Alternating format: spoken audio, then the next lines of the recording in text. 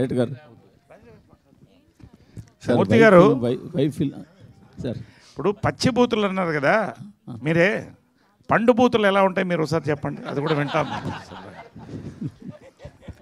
తెలియాలి కదండి మాకు, అంటే పచ్చి బూతులు అంటే మన అవతల పండు బూతులు ఎలా ఉంటాయి.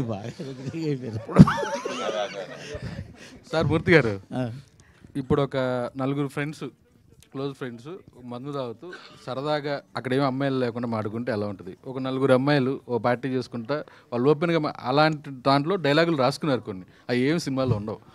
నాకు అనిపించింది అది అందరికి ఫ్యామిలీ సినిమాల్లో లేనప్పుడు ట్రైలర్లో లేదు. ఇప్పుడు వచ్చినాకే వచ్చిన అంటే లేడీస్ చూసినప్పుడు ఒక టీజర్ చూస్తే అరే ఇదేదో బూతు సినిమా అని పక్కన పెట్టే అవకాశం కూడా ఉంది కదా. మీకు ట్రైలర్ టీజర్ మొత్తంలో బూతే కనపడిందా? అవును, అంత బూతులు ఎవరైనా వాడతారా? రీసెంట్గా చూస్తే నాని అట్లా తయారయ్యి కొన్ని ట్రైలర్లో టీజర్లో సినిమాలో నాని చేశాడు. నాని తర్వాత ఈ రోజు మళ్ళీ కిరణ్ అబ్బవరం అదే ఇనిషియేటివ్ తీసుకున్నారు కదా.